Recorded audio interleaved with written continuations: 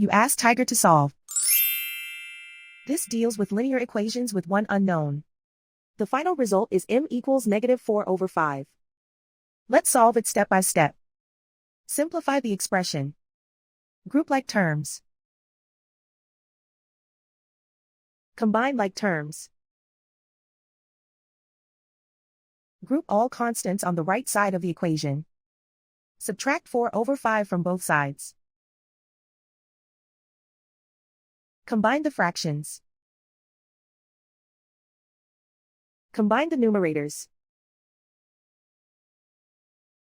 Reduce the zero numerator. Simplify the arithmetic.